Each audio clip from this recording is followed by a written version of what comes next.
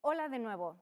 Continuamos con la programación y vamos a dar la bienvenida a Adolfo Borrero, presidente de la Comisión de Smart Cities de AMETIC, quien ha desarrollado su extensa carrera en el sector de las tecnologías de la información y las comunicaciones. A lo largo de más de 25 años ha ocupado diferentes puestos directivos con una componente internacional muy relevante. Ha sido el suyo un recorrido por diferentes iniciativas de soluciones con base tecnológica digital para construir los destinos de un futuro inmediato y para todos. Adolfo, gracias por acompañarnos. A John Mora también le queremos dar las gracias por haberlo intentado hasta el último momento y por todo el trabajo realizado en la organización de esta mesa. Y también una mención a Virginia Jiménez y para el público un recordatorio. Nos pueden mandar preguntas a través del chat.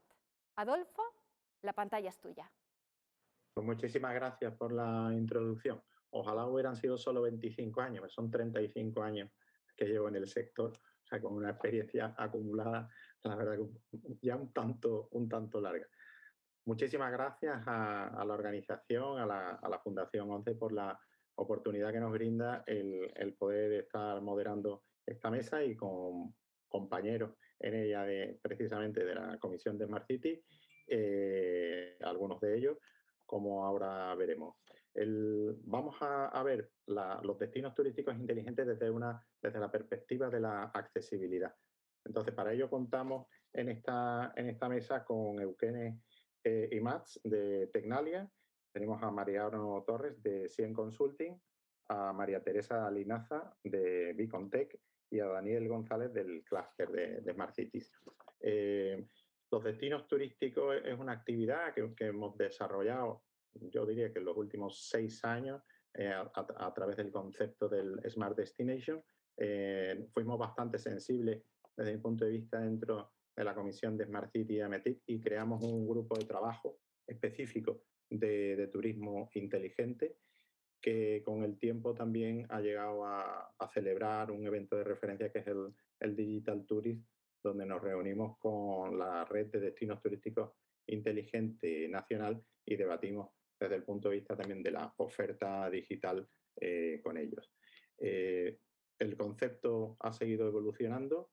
Los fondos Next Generation lo que han hecho ha sido incrementar precisamente la actividad en este concepto del destino turístico inteligente y, como no, teniendo muy en cuenta la accesibilidad, que lo han tenido en cuenta a su vez los fondos ordinarios anteriores por experiencias que probablemente vamos a ver en la descripción que vamos a tener en esta mesa. AMETIC desarrolló un macroproyecto tractor precisamente en el área de turismo inteligente hace ya pues va para casi 4 años y que fue recogido de alguna forma por los proyectos que estamos viendo aparecer ahora mismo, como son los destinos turísticos sostenibles.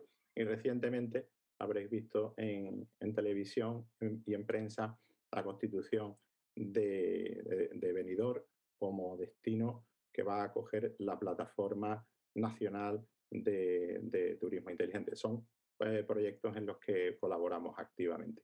Sin más preámbulo, lo que voy a dejar es una pequeña ronda para que os presentéis cada uno de vosotros. Si os parece, el orden que vamos a seguir es Eukene en primer lugar, Mariano, María Teresa y Daniel. Así que brevemente, muy brevemente, Eukene, coméntanos la actividad que desarrollas en Tecnalia.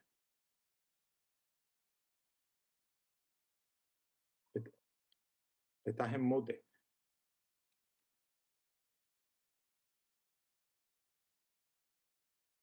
Está muteada. El mute. Eukene, estás en mute. Perdonadme. Ahora. En primer lugar, me quería disculpar porque llevo ya una semana con la garganta un poco tocada y bueno, espero aguantar toda la sesión. Nada, como bien has dicho, soy Eukene, yo soy una investigadora de Tecnalia. Para los que no lo conozcan, Tecnalia es un centro privado de investigación aplicada que trabaja en muchos ámbitos. Yo personalmente llevo 10 años ya trabajando en la división de salud, más concretamente en el departamento de neuroingeniería. Me dedico sobre todo a investigación en el ámbito de neuroprótesis o electroestimulación funcional para distintas patologías y bueno, pues últimamente me está tocando más el tema de la electroestimulación sensorial y también, bueno, pues trabajo en otro tipo de dispositivos médicos donde se requiere inteligencia artificial o aplicar, bueno, técnicas de machine learning a estos dispositivos, ¿eh? Entonces, muy técnica. Muy bien. Mariano. Pues yo soy el director, el CEO de Cien Consulting, que es una joven consultora que ha nacido casi al albor de la pandemia, con la vocación de acompañar a los destinos turísticos en su transición digital y sostenible.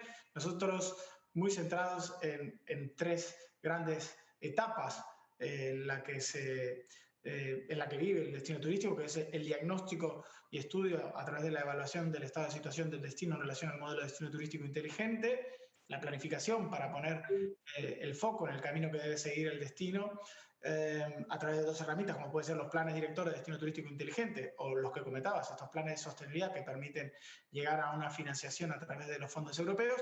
Y por último, también trabajamos todo lo que tiene que ver con el acompañamiento, ¿no? Estos fondos llegarán, pondrán como solemos decir, una Ferrari en manos de conductores que tienen la L y necesitan de ese acompañamiento del destino en materia de gobernanza como en gestión del dato.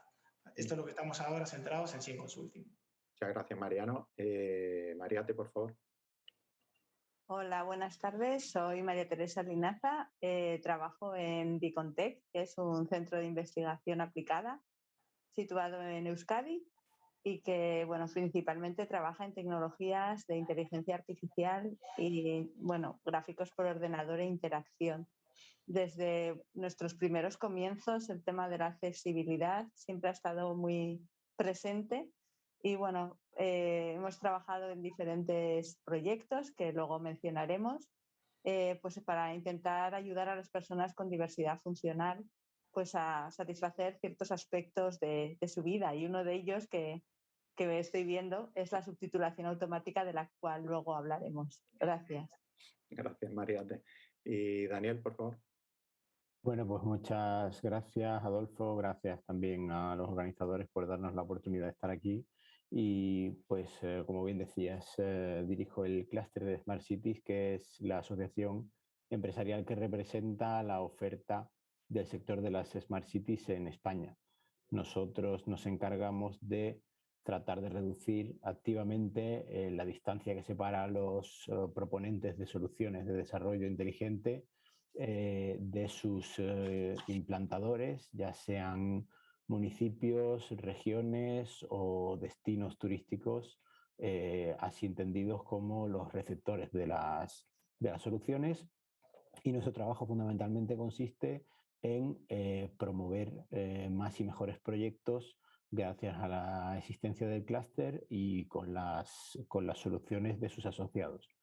Las soluciones suelen tener una fuerte componente tecnológica, pero nosotros siempre abogamos por que emanen de una razonabilidad, de un análisis y de una estrategia que le ponga sentido. Y una de las dimensiones que son pues, inevitables para que el desarrollo inteligente alcance a todos es el tener en cuenta el factor accesibilidad.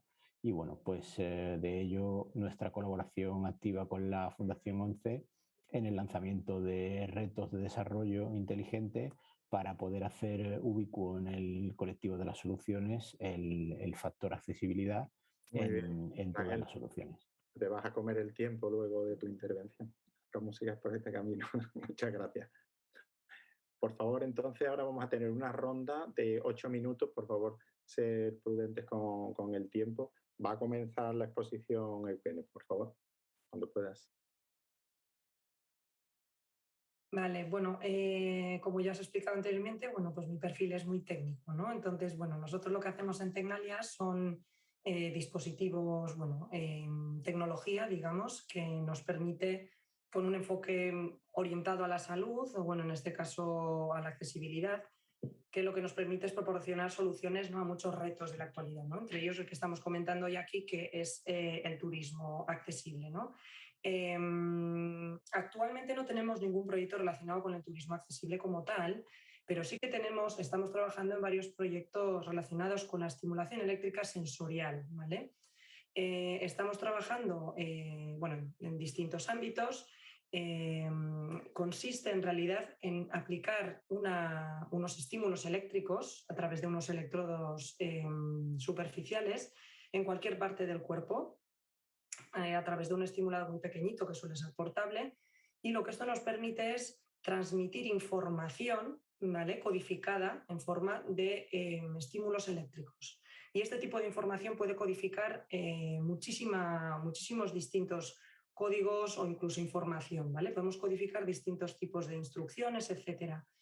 De momento hemos estado probándolo en aplicaciones, por ejemplo, de entretenimiento, de videojuegos, temas como formación en simulaciones, ¿vale?, y en personas también con amputaciones a nivel de antebrazo, ¿vale?, para proporcionar una sensación electrotáctil a estas personas que ya no tienen esa sensación. Pero la idea es, esto se puede aplicar a distintos ámbitos, y el que creemos que tiene mucho interés es el del turismo, porque se pueden generar ecosistemas de realidad extendida, ¿vale?, pudiendo transmitir características de cualquier objetos, paisajes, obras de arte, edificios, lo que fuera, ¿vale? Lo que nosotros podemos hacer es codificar esa información, que puede ser visual, acústica, y transmitirla en formato electrotáctil, ¿vale? Por ejemplo, para haceros una idea, pues pueden ser aplicaciones que se pueden transmitir información de manera estática, ¿no? Podríamos incluso hacerlo de manera virtual, hacer un tour virtual por algún museo, incluso por paisajes, y en este caso una obra de arte, pinturas. Nosotros los podríamos codificar con parámetros como son la frecuencia de estimulación, la intensidad, las anchuras de pulso, incluso la localización del estímulo, ¿vale? Nos permite ser muy precisos. Tenemos una tecnología llamada electrodos multicampo, que lo que permite es generar una estimulación espacial donde podríamos generar formas, por ejemplo, ¿vale?, que nos puedan transmitir información sobre lo que tenemos delante, o lo que está en la pantalla del ordenador, o lo que fuera, ¿vale?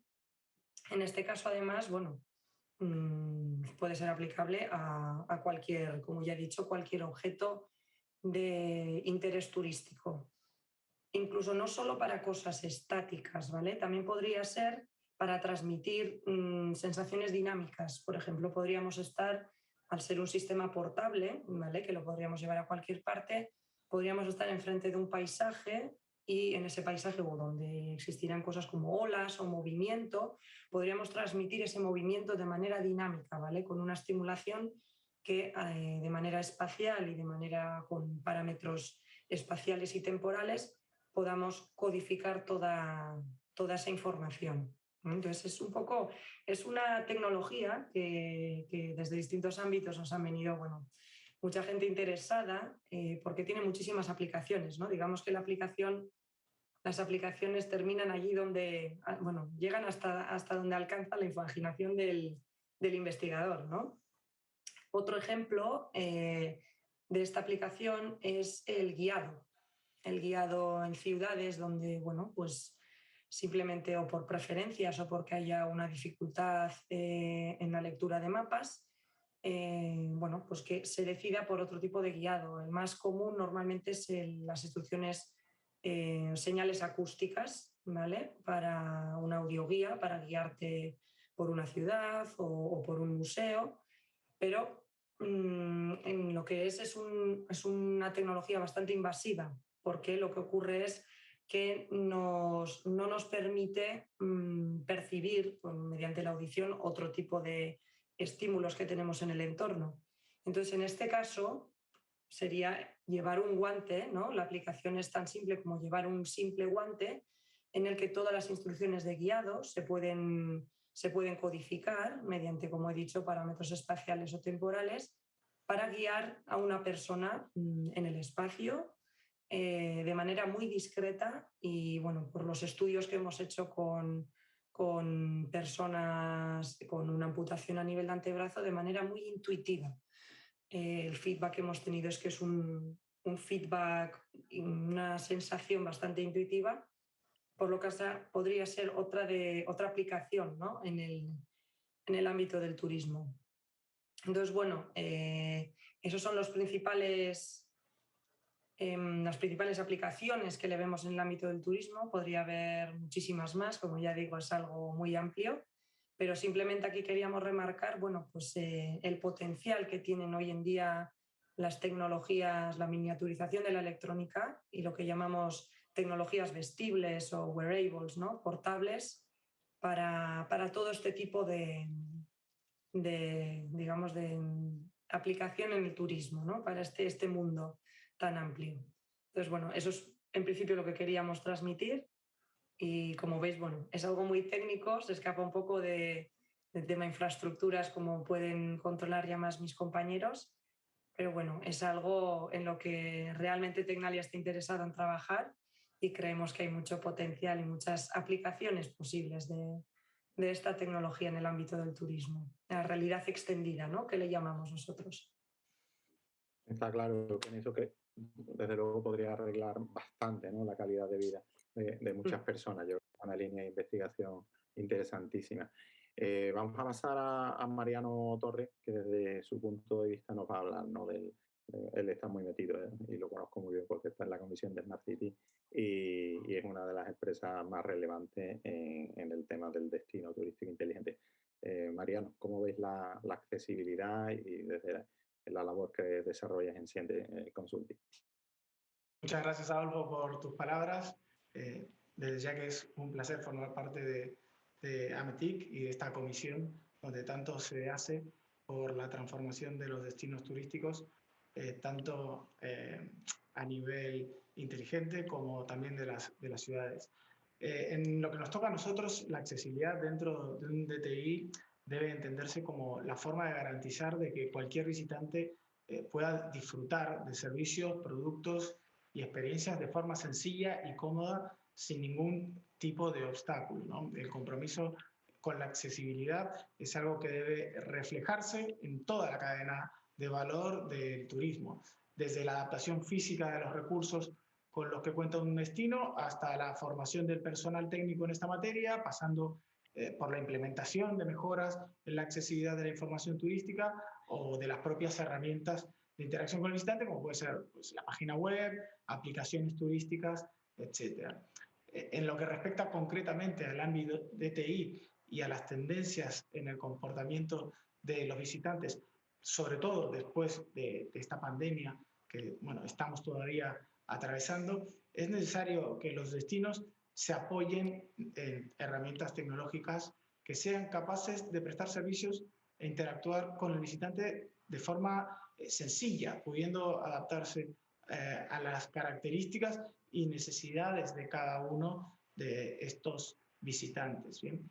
El hecho de, también por cierto, pertenecer a organismos como la red DTI o en el caso de los municipios de la Comunidad Valenciana, la red DTI-CV, también ha permitido a los destinos turísticos compartir experiencias y casos de éxitos entre ellos, generándose la posibilidad de no solamente conocer, sino extrapolar dichas actuaciones al resto de destinos turísticos. Nosotros, desde Cien Consulting, debido a que gran parte de nuestro recorrido se encuentra ligado con la elaboración, como comentaba antes, de diagnósticos y planes directores de destinos turísticos inteligentes, nos hemos dado cuenta que la gran mayoría de destinos son conscientes de que deben mejorar en el ámbito de la accesibilidad. Esto se debe fundamentalmente a que desde el ámbito autonómico y nacional la accesibilidad se ha incorporado como un elemento prioritario en sus políticas, materializándose en documentos,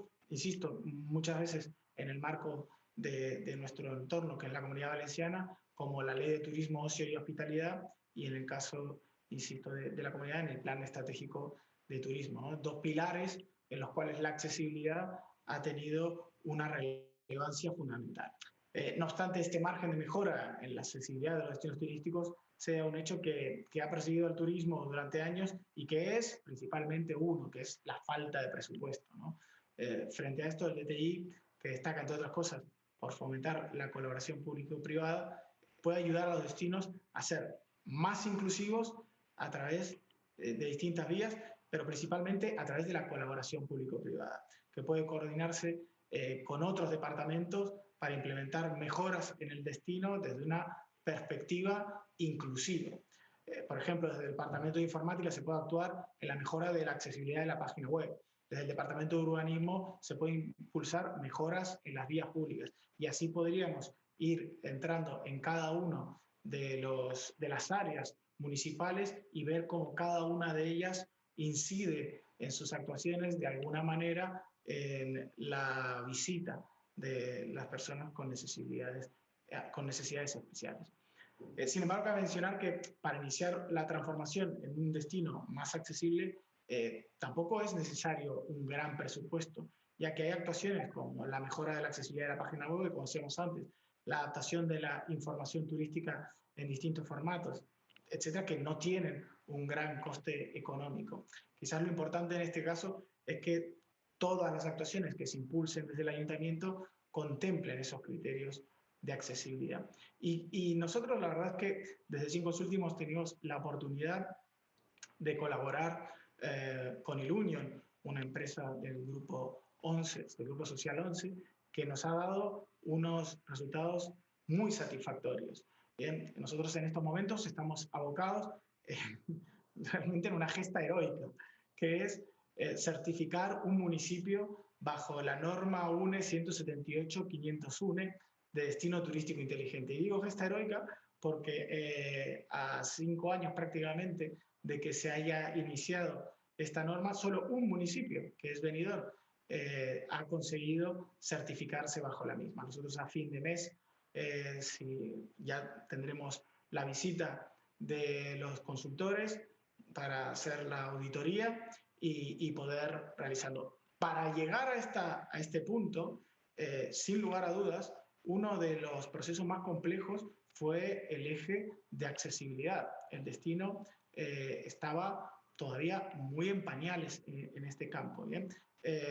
La certificación de Altea, sin duda a dudas, supone un compromiso en todos los ejes de DTI, pero en el de accesibilidad había que hacer un especial esfuerzo.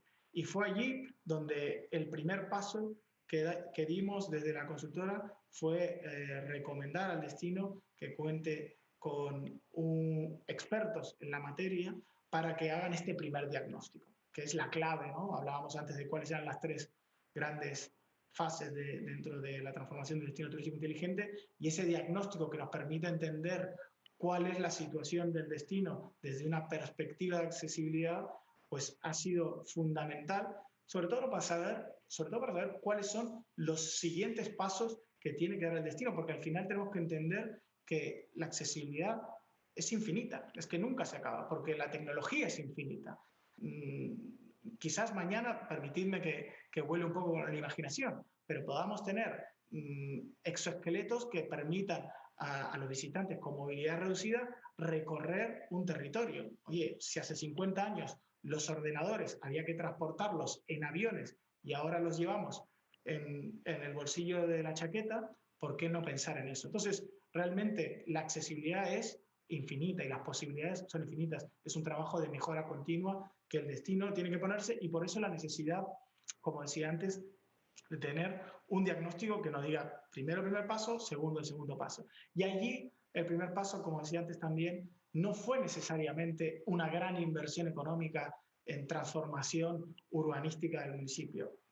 Casi en todos los municipios en los que hemos trabajado, el primer paso que nos encontramos es el de sensibilización. ¿Bien? Y sensibilización no solamente al empresariado, sino principalmente sensibilización inclusive a la propia administración pública. ¿Bien? Hay una serie de cuestiones que están marcadas por la ley, pero luego hay muchísimo margen de mejora que, insisto, por una cuestión de falta de conciencia principalmente, no se pone en marcha. A partir de ese diagnóstico han venido luego estas sesiones de sensibilización y formación, tanto al ámbito público como al privado, y ya es recién en ese momento, bueno, temas como comentábamos también de las páginas web, pequeñas actuaciones que no requieren una inversión, pero que a partir ahora sí de, por ejemplo, los planes de sostenibilidad, a los cuales también Altea ha participado y ha sido adjudicatario en su versión ordinaria, no en esta última, sino en la anterior, de 4 millones de euros, pues una de las principales actuaciones que más importe tendrá será la peatonalización de una de sus calles emblemáticas para hacerla más accesible. Esta es, de alguna manera, un resumen, una visión rápida y contextualizada de qué es para Sin Consulting la accesibilidad y qué tiene que ser para un destino turístico inteligente un proceso lógico de puesta en marcha del eje de accesibilidad. Muy bien, Mariano, pues muchísimas gracias. Es de agradecer, ¿no?, la sensibilidad de ese Fitur, precisamente, ¿no?, en que su diagnóstico tenga en cuenta este eje, ¿no? Y también en el Invatur, ¿no?, que me consta, ¿no?, que tiene muchísima sensibilidad en los planes que está mostrando a las administraciones locales para que tengan en cuenta la tecnología en cuanto a la accesibilidad. En este sentido, Mariate, me gustaría contar con la opinión de Bicontech en todo este aspecto de sostenibilidad, porque me consta, ¿no?, que estáis también muy sensibilizados con ella. Así que, por favor, tuya es la palabra. Gracias, Adolfo. Pues sí, la verdad es que sí. Nosotros, como he dicho, pues desde un primer momento, pues el tema de la accesibilidad sí que ha sido un tema importante para nuestro centro, ¿no? Y bueno, pues, ¿qué hacemos en accesibilidad? En parte turística y en parte no, porque al final, bueno, lo que se aplica en turismo puede aplicarse también en otros aspectos de la vida y viceversa, ¿no? Algo por lo que se ha caracterizado Bicontech es el desarrollo de tecnologías del lenguaje y sobre todo utilizar la voz como una interfaz importante.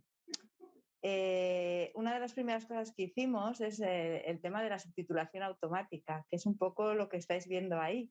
Una persona o un sistema, bueno, antes se hacía con las personas, ¿no? Pero un sistema que permita transcribir automáticamente los contenidos audiovisuales, no solo para personas con discapacidad auditiva, sino también para personas que temporalmente nos volvemos sordos. Por ejemplo, si estamos en una gran exposición, hay mucho ruido de fondo, pues lo normal es que leamos en vez de que oigamos probablemente un vídeo, ¿no?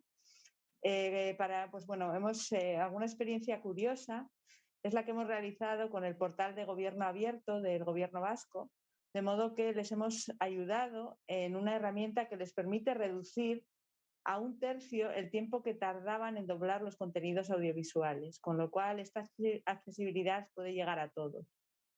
Esto hay que decirlo en un entorno multilingüe, muy importante, porque las personas hablamos diferentes idiomas. Nosotros vivimos en Euskadi, en una comunidad en la que el euskera y el castellano son lenguas cooficiales, con lo cual tenemos que tener también en cuenta este tema, sobre todo respecto a la ciudadanía.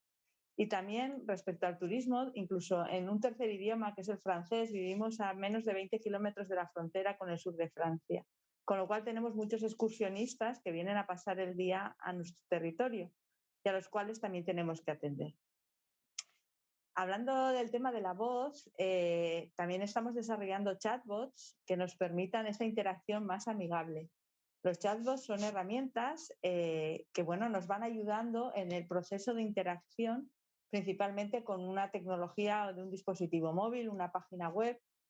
En el mundo de los viajes están ya bastante extendidos, pero realmente todavía queda mucha investigación para que esos sistemas de diálogo sean amigables y realmente no sean basados en reglas, de modo que podamos tener una conversación natural con esos chatbots y que nos ayuden pues, en ese proceso pues, de reserva o de gestión de cierta información.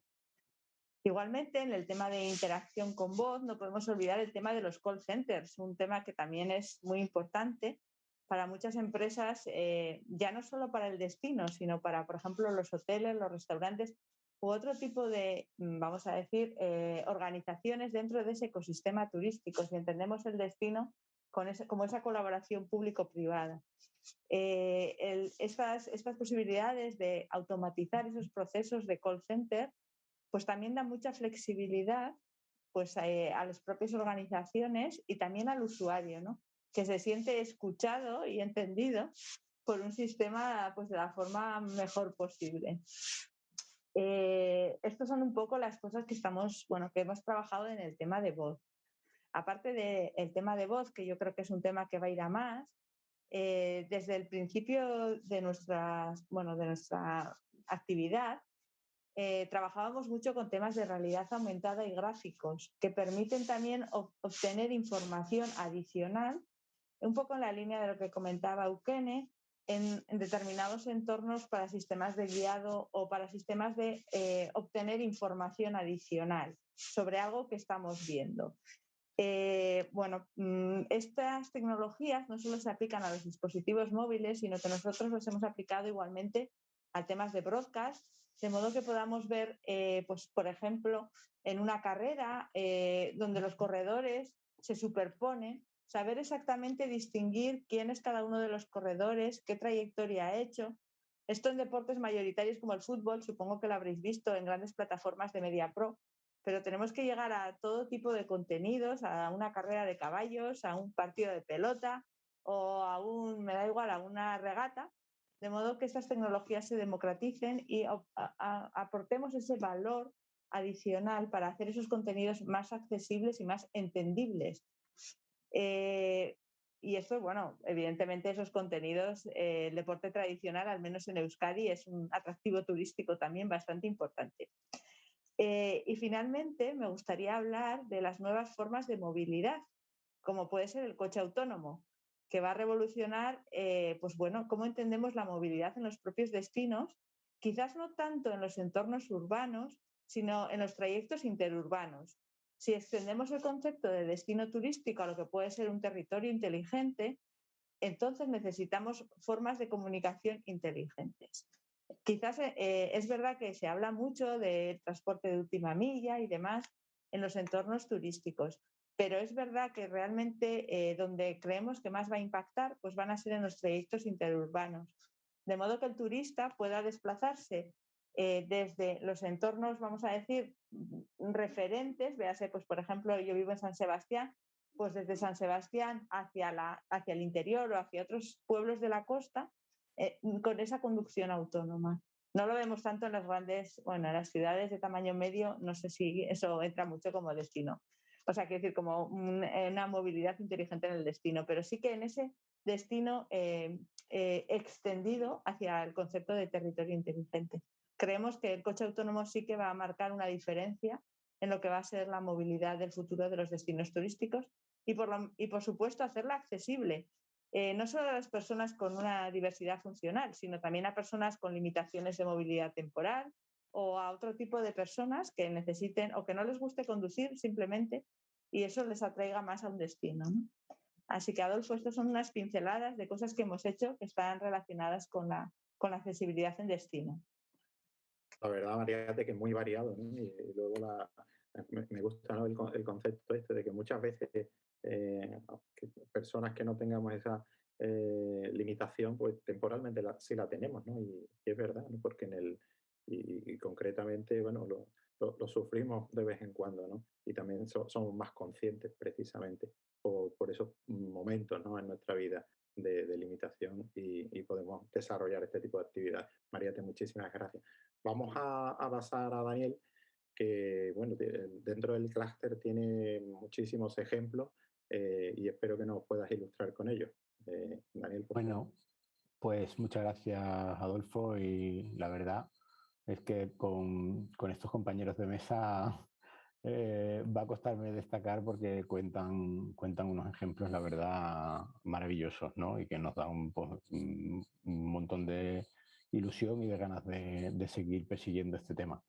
Al principio trataba de mencionar y me metí casi un poquito en la explicación que teníamos que abordar ahora, que el clúster como representante de la industria está centrado no en ser un lobby tecnológico, sino más bien en ser una entidad que lo que busca es el buen nombre de la ciudad inteligente, el que haya buenos proyectos razonables, proyectos sostenibles, no solamente en términos de medio ambiente y en términos de inversión financiera, sino proyectos que realmente tengan un sentido. Que al final no haya unos proyectos que diga bueno, ¿y esto para qué lo quiero yo? ¿No? Sino que tengan proyectos que realmente impacten en la calidad de vida de los ciudadanos. Y bueno, pues eso está ligado de forma irrenunciable al concepto de accesibilidad, porque como bien estábamos comentando, pues no es un tema solamente de discapacidad, sino que aparte de haber muchísimos tipos diferentes de discapacidades, pues también estas pues, pueden presentar un carácter permanente o temporal, ¿no? En el fondo, pues una persona que tiene un bebé y que empuja un carrito, pues tiene una necesidad de accesibilidad que cuando el niño se hace mayor y camina solo, pues desaparece, o bien alguien que tiene una escayola y va con muletas, pues también tiene esa necesidad y igualmente pues necesita que en un momento dado alguien piense en él a la hora de contemplar su caso en todos estos diseños. Nosotros tenemos una historia curiosa de colaboración con la Fundación 11 porque hace ya unos cuantos veranos comenzamos a hablar y nos dimos cuenta de que, bueno, pues vinimos a decirles un poquillo ahí como dicho así coloquialmente de sobraos, ¿no? Os vamos a presentar todas las soluciones que tenemos de Smart City, ya veréis, qué chulos, todas. Ah, bueno, y nos preguntaban, ¿y son accesibles? Y nosotros, hombre, pues por supuesto, pues porque eso está muy a la orden del día y nuestros asociados, ven, bien, pues venga, venga. A ver, enviadnos que nosotros las veamos. Bueno, total, hicimos un llamamiento, mandamos una colección exhaustiva de soluciones y al cabo de una semana nos dijeron, mira, ni una sola cumple con los criterios de accesibilidad, ¿no? Con lo que aquello fue un poco, pues, una cura de humildad, ¿no? Para el sector en el que bueno, pues nos dábamos cuenta sobre todo no tanto de que no se quisiera tener en cuenta la accesibilidad, sino que no se estaba haciendo bien, sino que bueno, pues cada uno tenía un poco el concepto que bien entendido tenía de accesibilidad cuando trataba de abordarlo, pero no lo estaban teniendo en cuenta conforme a la definición adecuada. Con lo cual, proseguimos en nuestras conversaciones y al final quisimos iniciar un camino en el cual hacíamos una cosa que hace el clúster y que pues creemos que puede ser, si acaso, lo más significativo que podemos contar hoy, y es esa capacidad de invocar al sector que tiene este clúster a la hora de resolver pues, distintos retos que plantean los lugares que acogen soluciones de ciudad inteligente y que bueno,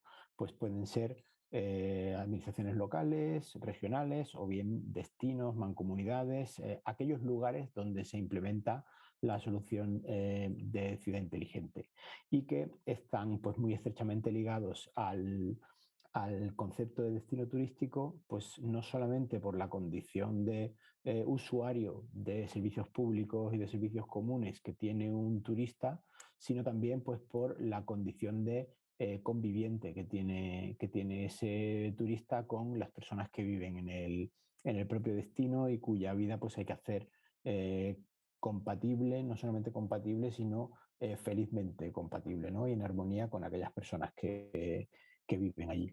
Entonces, comenzamos a lanzar retos y vimos que en ese proceso de invocar al sector, pues estábamos teniendo éxito porque, bueno, pues primero conceptualizamos un sistema de gestión de turnos accesible en el que nos dábamos cuenta, por ejemplo, de que pues había personas o que no alcanzaban una pantalla táctil como nos podemos encontrar en un registro de entrada o en una clínica o en un hospital cuando hay que pedir turno o cuando hay que hacer algún trámite y que, bueno, pues algunas personas invidentes, pues una pantalla táctil plana, pues no tenían forma de interactuar con ella y necesitaban a lo mejor algún apoyo. Entonces ahí entró pues la definición adecuada de accesibilidad para que todos esos componentes se fueran teniendo en cuenta a la hora del diseño y, bueno, pues se procedió a actualizar esos diseños que teníamos en mente como que estaban siendo correctos a incorporar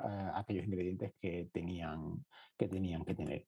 Posteriormente, pues pasamos al segundo reto, que fue la transformación en accesible de un cajero ciudadano para la elaboración de trámites con la administración de una forma autónoma o integral, de forma, bueno, pues que se pudiera dar un cierto nivel de autoservicio a la hora de hacer un trámite completo, y que, bueno, pues esas soluciones que al principio se conceptualizaron con una definición incompleta de accesibilidad se fueran evolucionando.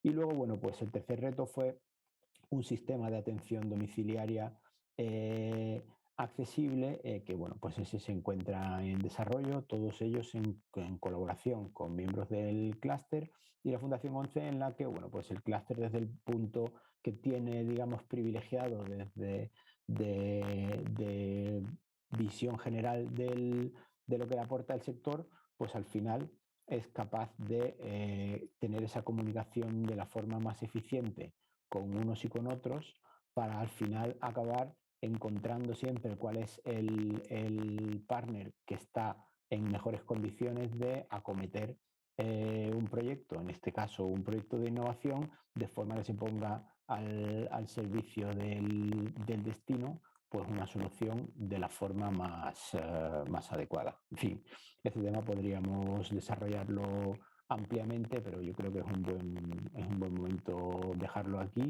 y podemos continuar un poquito más adelante. Pues muchas gracias, Daniel. Vamos, tenemos ya preguntas del público, con lo cual vamos a comenzar por ellas. Yo tenía las mías preparadas. Os ruego que seáis concisos, porque la idea es, bueno, no todas están dirigidas a todos, pero si queráis intervenir lo hacéis libremente, ¿no? Nos hacen una pregunta, enfocan en este caso a Eugenia y a Mariano, y es si cuentan con validadores afectados en sus proyectos. Esto es importante, es decir, que bueno, la hago extensiva, ¿no? A todo, yo creo que también la podéis responder el resto, ¿no? O sea, que evidentemente la gente que está afectada o para la que se hacen este tipo de proyectos, pues, en definitiva, estén validando, o cómo se valida. Otra manera de enfocar la pregunta. O sea, nosotros normalmente, sí, cuando hacemos los proyectos, normalmente siempre tenemos una fase de validación en laboratorio. Digamos que es una fase en la que primero nos aseguramos de que todo funciona como debería, de manera, ¿no?, en un entorno controlado. Después solemos ir a otra fase en la que normalmente, bueno, pues entre el propio grupo de investigadores o compañeros en los que no hayan participado activamente, ¿no?, una persona externa al proyecto haga uso de la tecnología o bueno, la valide. Y luego ya nosotros tenemos normalmente siempre optamos al estudio clínico, ¿vale? Normalmente nosotros trabajamos con, bueno, siempre hacemos estudios con, bueno, distintas patologías. Entonces, lo que hacemos es cogemos la población objetivo, que en este caso sería, pues, cualquier persona con, por ejemplo, alguna discapacidad auditiva o alguna discapacidad visual. Lo que hacemos es buscamos una población, un tamaño muestral suficientemente importante como para poder validar la tecnología. Obviamente, esto es un proceso que lleva tiempo, porque para poder probar cualquier tecnología en personas, en seres humanos, tenemos que pasar por un comité ético, ¿vale? Entonces, nos tiene que aprobar siempre el procedimiento un comité ético, el que, bueno, nos da el visto bueno sobre la tecnología, ¿no? Si está suficientemente madura, si es segura para los que van a participar en el estudio, y luego finalmente, bueno, pues llevamos a cabo el estudio. Entonces, normalmente siempre lo hacemos, pero suele ser la etapa final ya digamos, el proyecto en sí, ¿no? Imagino que, María, tendréis algo parecido. Dependiendo de la tecnología, a veces se exige comité ético, otras veces no, es algo más fácil. A ver, nosotros siempre validamos es más, no solo los validamos, sino que solemos codiseñar con ellos cuáles son las necesidades. Sí, es verdad que nosotros a veces no llegamos hasta el usuario final, porque siempre hay igual una empresa intermedia que es la que da esos servicios. En el caso, por ejemplo, del Gobierno vasco, ellos directamente lo quisieron probar y en su página web está puesto que es una beta, por ejemplo. Entonces puede haber pequeños errores que se puedan ir solventando. Respecto al tema de, por ejemplo, del coche autónomo, pues todavía no podemos llevar el coche en autónomo en España, con lo cual, pues el día que se pueda, pues sí, lo haremos y montaremos a todo el que se quiera montar, pero en este momento, ya lo siento, pero no podemos. No sé si queréis agregar algo, Mariano o Daniel, a esta pregunta. Bueno, por nuestra parte, en estos retos que hemos comentado recientemente, pues están, digamos, concebidos desde el inicio en colaboración con la propia Fundación ONCE, con lo cual la validación es una fase, digamos, transversal a todo el proceso de diseño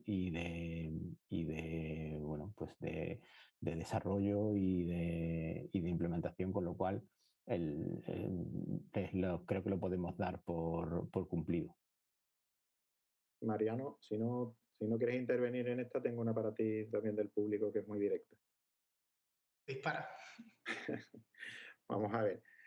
Preguntan, yo creo que todo el mundo también lo puede responder, pero yo creo que más en tu caso y quizá en el caso de Daniel, ¿no? Y es cómo los ayuntamientos en estos procesos, ¿no? que tenéis de diagnosis primero y luego de elaboración de los ejes de actuación y actuaciones que vais a hacer, tienen en cuenta la accesibilidad de verdad. O sea, en tu práctica diaria, ¿qué es lo que te encuentras? ¿Qué actitud es la que tiene el ayuntamiento a la hora de enfocar la accesibilidad en los proyectos de ciudades inteligentes?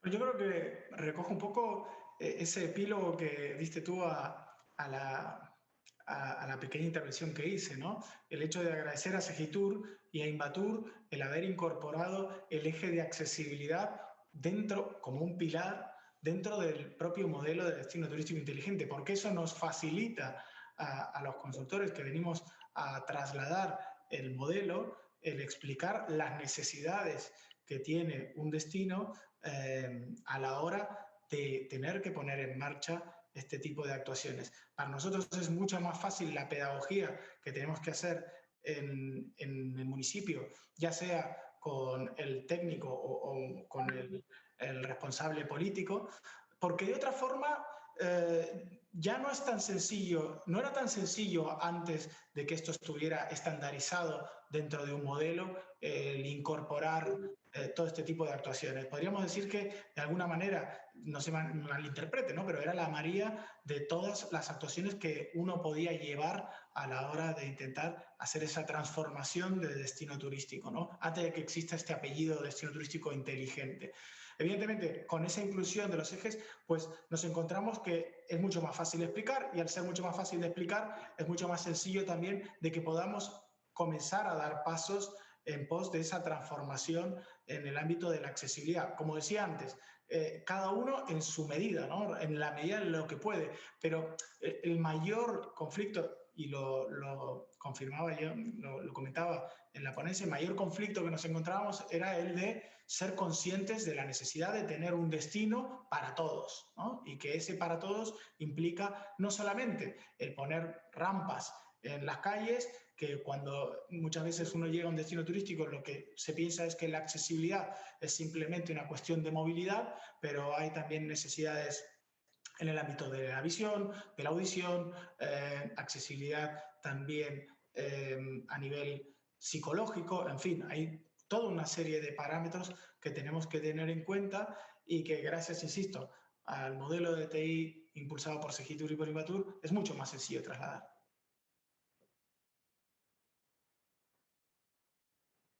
Bueno, perdón, sí. ¿Ahora me oís bien? Bueno, pues por nuestra parte, Adolfo, estás en mute, Adolfo. es que Adolfo está silenciado y como lo veo y moviendo... Perdón, Daniel continúa que luego... Ay, perfecto, gracias. En el caso del clúster, pues nos encontramos con que tenemos como miembro del clúster AENOR que bueno, pues está inevitablemente ligado a la propia norma, que es la que pues digamos, nos da un norte, ¿no? Y un horizonte a la hora de diagnosticar destinos turísticos inteligentes. Nosotros hemos comenzado por la ciudad de Granada, capital, el proceso, digamos, inicial de todo su camino hacia la certificación. Y ahí, bueno, pues dentro de los ejes que están definidos junto con la sostenibilidad, la tecnología, la innovación, pues está el eje de accesibilidad como un requisito irrenunciable y además, bueno, pues felizmente irrenunciable, por lo cual está ahí permanentemente contemplado y así se tiene en cuenta en todos los trabajos que hacemos. Correcto, Kenny, que querías intervenir. No sé si... No querías intervenir con este tema. Vale, aquí hay mucha gente también que está diciendo, claro, el vehículo autónomo es un tema futurible, probablemente caro. ¿Qué otro sustituto, no? Nos pregunta, ¿qué otro sustituto podemos tener para mejorar la movilidad? O dicho de otra manera también, ¿qué tipo de tecnologías, no? Son las que creéis que son francamente útiles y disponibles? Y cuando digo disponibles es que comercialmente estén disponibles y asequibles para mejorar la movilidad. Bueno, supongo que la pregunta va contra mí, así que allá voy. A ver, un vehículo autónomo no tiene por qué ser caro. Al final es un coche, bueno, a ver, hay varios tipos de vehículos autónomos. Unos que están hechos es profesamente para ello y luego están los vehículos convencionales que se pueden tunear para que sean autónomos. Digamos que un vehículo autónomo no tiene por qué ser más caro. Ya muchos de los coches actuales llevan tecnología que en una escala del 1 al 5 nos permite avanzar entre un 3 y un 4. Con lo cual, el problema más que de lo que es el vehículo en sí es la regulación asociada. En este momento el problema es regulatorio. Entonces, también hay que mirar, supongo que todo el mundo se le pondrán los pelos de punta cuando lee que en Estados Unidos hay un vehículo autónomo que se lleva a la gente por delante. Entonces, alguien dice, ¿por qué me voy a montar yo si ya se lleva a la gente por delante? Bueno, los americanos les gusta lanzar las cosas y que vayan aprendiendo. Al final, el vehículo autónomo tiene que ser capaz de saber cuándo tiene que frenar y cuándo no. Y eso se hace aprendiendo. Ese es el modo de los americanos. El modo de los alemanes y los europeos es muchísimo más conservador. Entonces, no veremos un vehículo autónomo en Europa hasta que los alemanes, que son los líderes en este momento, estén seguros que en todas las ocasiones, en todos los casos que pueda pasar, aquello no va, o sea, no va a dar problemas, o sea, no nos vamos a matar. Entonces, ¿cuánto queda para el vehículo autónomo? Pues no lo sé.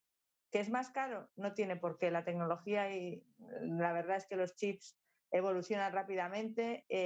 Solo os puedo decir que nosotros tenemos que poner todos esos algoritmos en una cosa, en un chip que no puede valer más de 10 céntimos. O sea que no, la tecnología no va a ser cara, el problema será la regulación.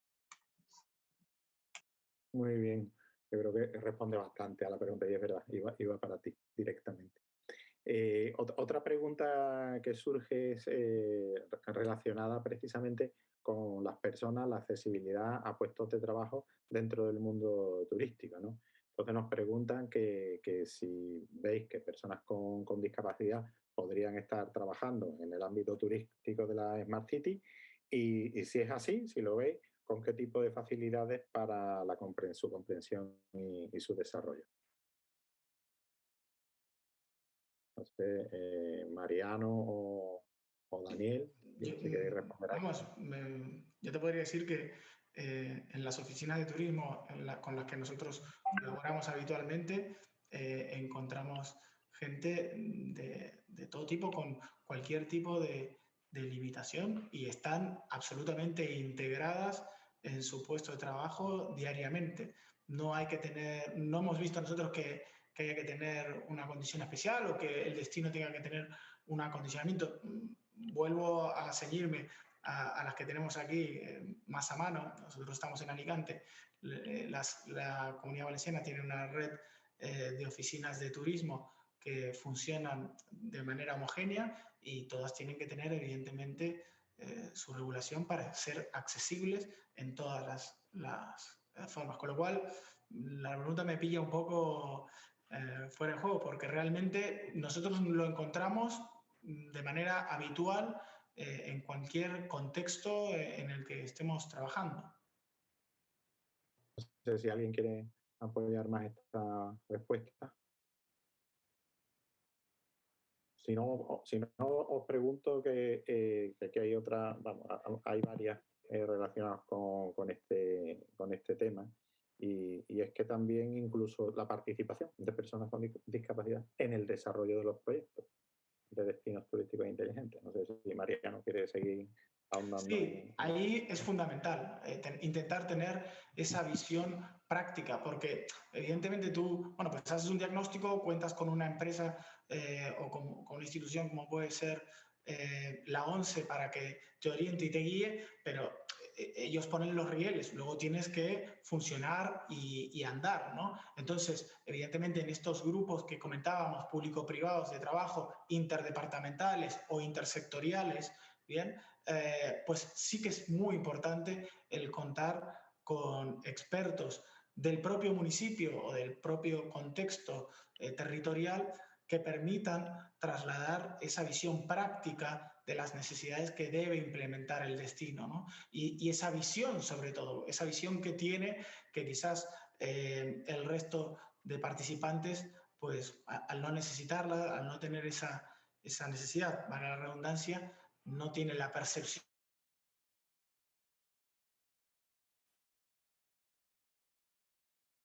Le hemos perdido, ¿verdad?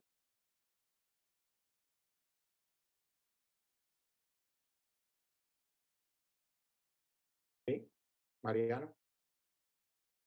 Mariano, ¿me oye? Sí, me he quedado colgado, ¿no? Has desaparecido en un momento. En un momento, sí. Mira que no... Ha sido breve, ha sido breve.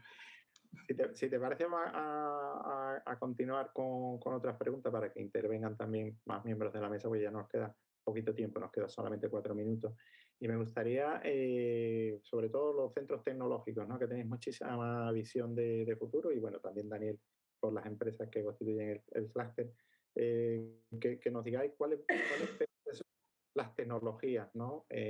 Por las cuales habría que apostar, como digamos, más prioritarias, ¿no? Y cuáles veis que van a ser más rápidamente comercializables. Pues ya vemos las dificultades, ¿no? De poner una tecnología a disposición de todo el mundo. Decirnos así brevemente, con un poco de visión de futuro. Eukene y Mariate, y luego si queréis, Daniel, tú también.